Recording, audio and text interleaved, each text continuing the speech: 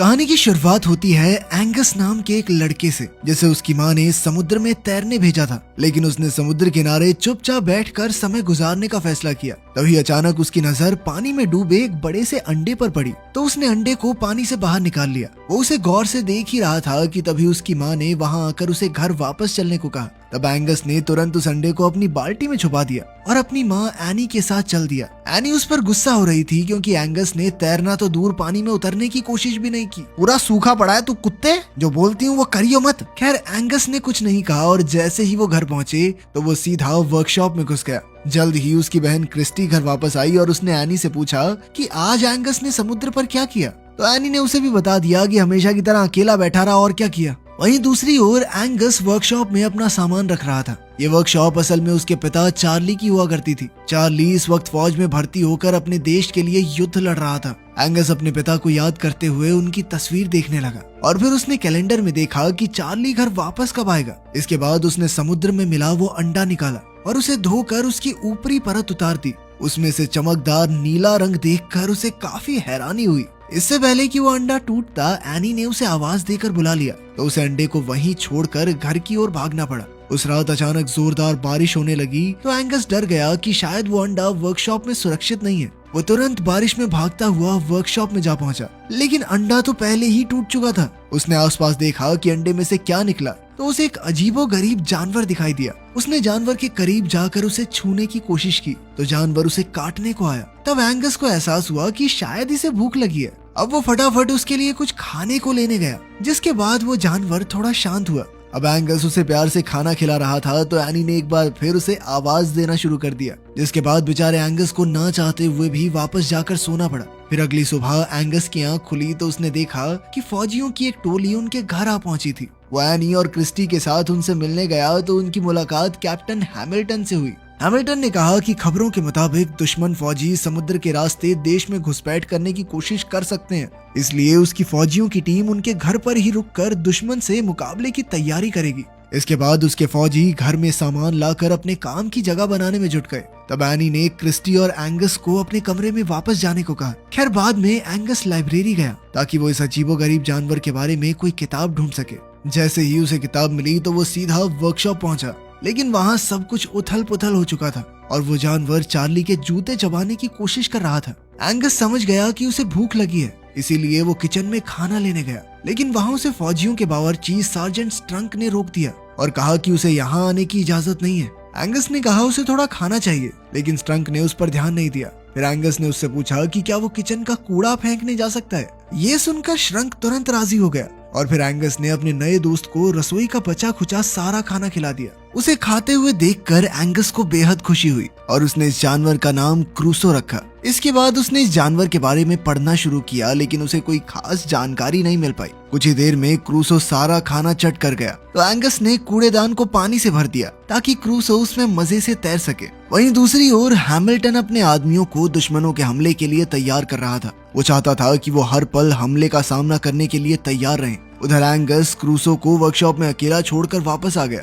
ताकि एनी को उस पर शक न हो जाए। लेकिन बाद में हम देखते हैं कि लुइस नाम का एक आदमी शहर में आया। फिर वो एनी से मिलने पहुंचा, जो उस वक्त वर्कशॉप में थी। उसने कहा कि वो इस वर्कशॉप में काम करना चाहता है। उस आदमी के काम मांगने पर एनी ने कहा कि उसे सारी वर्कशॉप साफ करनी होगी, तो लुइस तुरंत काम में जुट गया। इस दौरान उसने वो कूड़ादान भी वर्कशॉप से बाहर निकाल दिया जिसमें एंगस ने क्रूसो को छिपाया था। एंगस ने जैसे ही ये देखा तो वो तुरंत लुइस को रोकने के लिए दौड़ा, लेकिन क्रूसो तो वहाँ था ही नहीं। तब एंगस ने लुइस से पूछा कि वो है कौन और वर्कशॉप में क्या कर रहा है। एंगस ने कहा कि ये उसके पिता की वर्कशॉप है और वो युद्ध से जल्द ही वापस लौटने वाले हैं। इस पर लुइस ने कहा कि देख भाई, तेरा बाप वापस लौट के जो चाहे वो कर सकता है, लेकिन जब तक वो वापस नहीं आते तब तक वो ही इस वर्कशॉप का मालिक है। ये सुनकर एंगस वहाँ से बाहर आ गया और क्रूसो को ढूंढने लगा। हम देखते हैं कि क्रूसो एंगस के घर में घुस आया था और उसे देखते ही स्ट्रंक का कुत्ता चर्चिल उसके पीछे दौड़ने लगा। खुशकिस्मती से चर्चिल चेन से बंधा हुआ था, इसलिए वो क्रूसो को झपटकर खाने में नाकामयाब रहा। इधर क्रूसो भागकर बाथरूम में आ गया। उसी पल क्रिस्टी बाथरूम में घुसी तो वो जोर से चिल्ला पड़ी और भागकर सीढ़ियों में आई। उसकी चीखें सुनकर एंगस तुरंत समझ गया कि क्रिस्टी ने क्रूसो को देख लिया है, इसलिए उसने क्रिस्टी को शांत किया और उसे समझाया कि क्रूसो उसका पेट है, जो उसे समुद्र किनारे मिले एक अंडे से निकला है। क्रिस्टी तो अब भी बुरी तरह डरी हुई थी, मगर एंगस ने उससे वादा लिया कि वो एनी को ना बताए, क्योंकि क्रूसो किसी को नुकसान नहीं पहुंचाता। वहीं दूसरी ओर एनी वर्कशॉप में लुइस से मिलने आई। वो अपने साथ अपने पति के कुछ कपड़े लाई थी जो उसने लुइस को दिए। ये देखकर लुइस ने पूछा कि क्या चार्ली वापस नहीं लौटेगा। इस पर एनी ने भारी मन से कहा कि वो कभी वापस नहीं आएगा। इस पर लुइस ने पूछा कि एंगस तो मुझे कह रहा था कि उसके पिता वापस आने वाले हैं युद्ध से, जिस पर एनी ने जवाब दिया कि एंगस अभी बच्चा है। सच तो ये था कि जहाज समुद्र में डूबने की वजह से चार्ली की मौत हो गई थी। खैर फिर उसने लुइस से बाथरूम में हो रही लीकेज को ठीक करने में मदद मांगी। लुइस उसे ठीक करने के लिए घर में आया तो हम देखते हैं कि ये वही बाथरूम था जिसमें एंगस और क्रिस्टी ने क्रूसो को छिपा रखा था। जैसे ही लुइस ने दरवाजा खटखटाया तो उन्होंने उसे अंदर आने से रोकने की कोशिश की, मगर काफी देर बाद भी जब वो बाहर नहीं आए तो लुइस ने कहा कि वो एनी से उनकी शिकायत करेगा। आखिरकार क्रिस्टी ने मजबूरन दरवाजा खोला।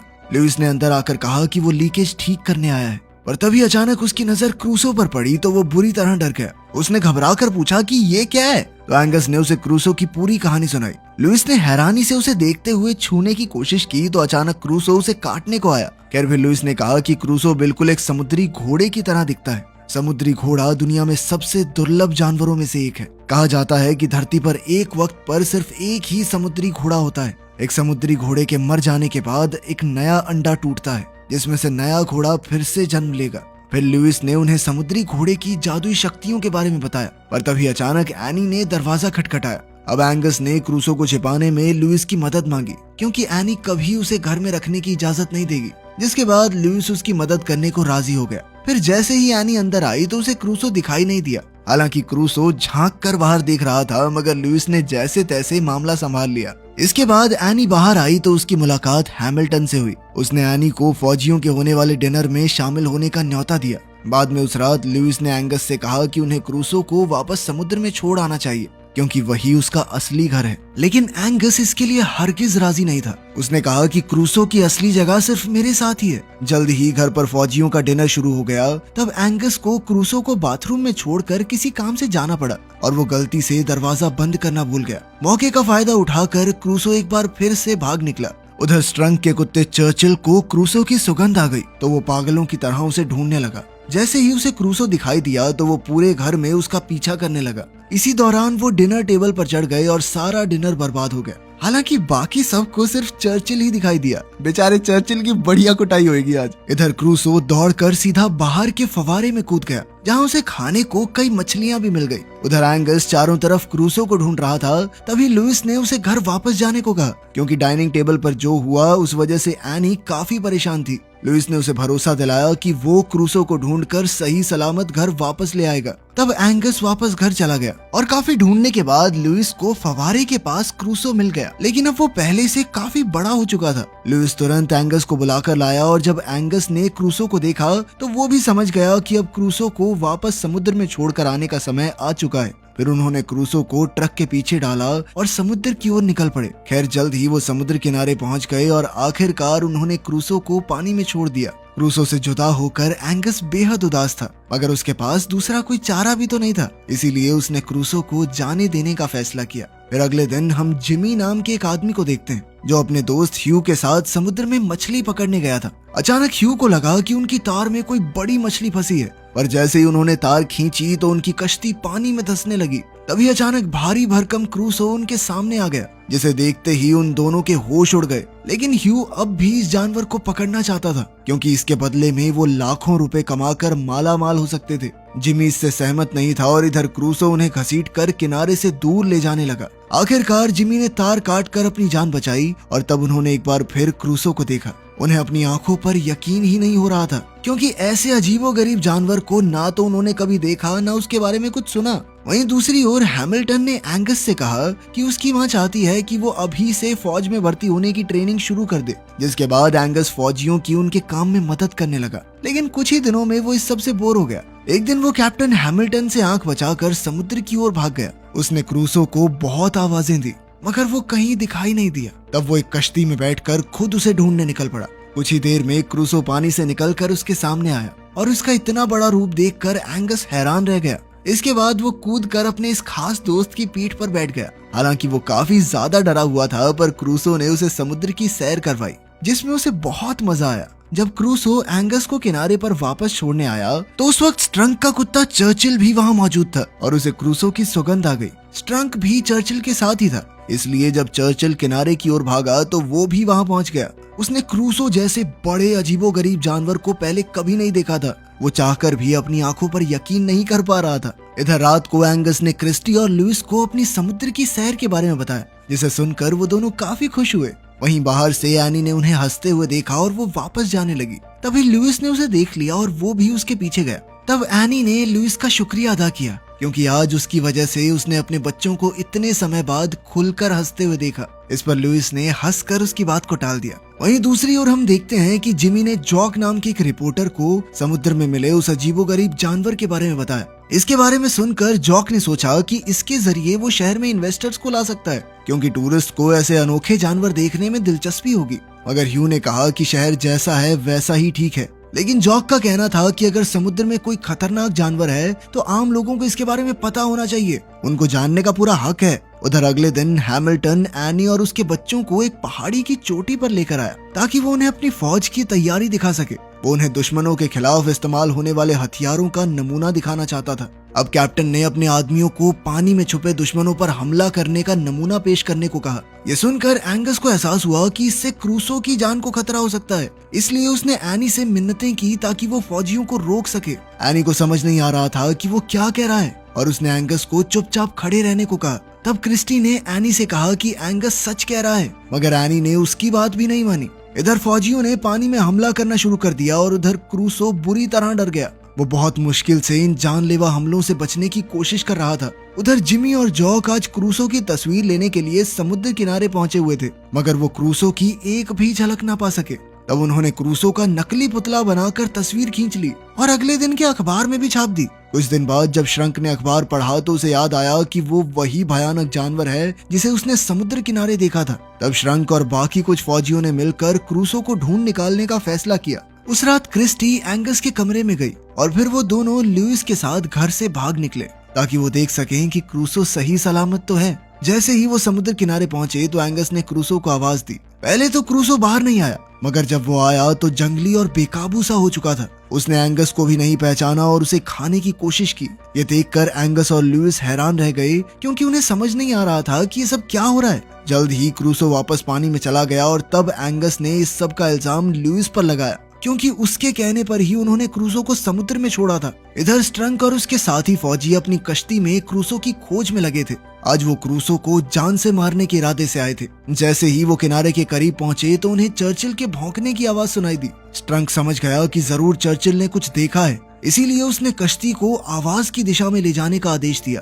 पर तभी अचानक क्रूसो चर्चिल को जिंदा चबा गया और एक बार फिर चारों ओर शांति हो गई। फौजियों को समझ नहीं आया कि ये क्या हो रहा है और उन्होंने उस दिशा में गोलियां चला दी। पर तभी अचानक क्रूसो ने उनकी बोट को टक्कर मारकर उन सबको पानी में गिरा दिया। वहीं दूसरी ओर जब हैमिल्टन को समुद्र में हो रही गोलीबारी की खबर मिली तो उसे लगा कि दुश्मनों ने उन पर हमला कर दिया है। उसने तुरंत सभी फौजियों को दुश्मनों पर जवाबी हमला करने का हुक्म दिया। फिर उसने एनी को बच्चों के साथ घर में छुपने को कहा। तभी एनी ने क्रिस्टी को देखा और उससे पूछा कि एंगस कहाँ है। क्रिस्टी ने कहा कि वो घर में नहीं है। ये सुनकर एनी काफी घबरा गई और उसने कहा कि वो एंगस को युद्ध जैसे हालातों में यूं ही अकेला नहीं छोड़ सकती, इसीलिए वो भी जिद करके हैमिल्टन के साथ समुद्र की ओर निकल पड़ी। हैमिल्टन ने उसे समझाने की काफी कोशिश की, मगर एनी मानने को राजी ही नहीं थी, इसीलिए उसे एनी को अपने साथ ले जाना पड़ा। उधर समुद्र में क्रूसो एकदम बेकाबू हो चुका था और उसने स्ट्रंक को अपने मुंह में पकड़कर उठा लिया। तभी एंगस ऐन वक्त पर वहां पहुंचा और उसने क्रूसो को रोकने की कोशिश की, लेकिन क्रूसो ने उसकी एक ना सुनी।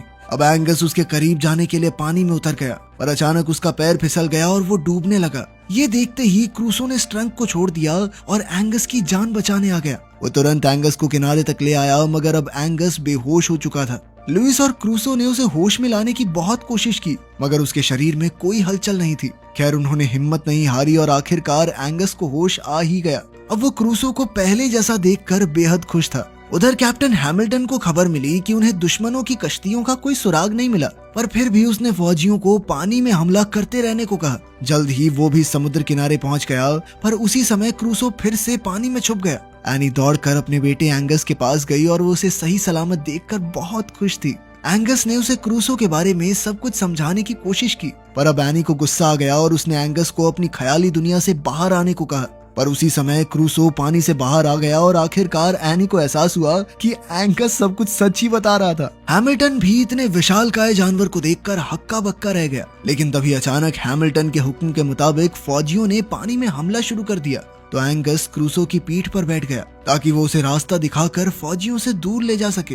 ये देखकर एनी बुरी तरह घबरा गई और उसने हैमिल्टन को इसी समय हमला रोकने को कहा। हैमिल्टन ने अपने फौजियों से बात करने की कोशिश की, मगर रेडियोज ने काम करना बंद कर दिया था। अब हैमिल्टन, लुइस और एनी तीनों एक कश्ती में बैठकर खुद एंगस के पीछे गए। उधर एंगस की मदद से क्रूसो फौजियों के हमले से बच रहा था, पर जैसे ही वो उनकी पहुंच से दूर जाने वाला था तो फौजियों ने पानी में बिछाया एक जाल खोल दिया जो उन्होंने दुश्मनों के लिए बिछाया हुआ था। बदकिस्मती से क्रूसो समय पर जाल को पार नहीं कर पाया। इधर हैमिल्टन की कश्ती क्रूसो के पास पहुंची और लुइस ने एंगस को कश्ती में कूदने को कहा। तब एंगस ने क्रूसो से जुदा होने से पहले कहा कि वो उसका सबसे खास दोस्त है और वो उसे हमेशा याद रखेगा। इसके बाद वो पानी में कूदकर वापस कश्ती में चढ़ गया। इधर क्रूसो पानी में घुसा और फिर एक जबरदस्त छलांग के साथ सीधा जाल को पार कर गया।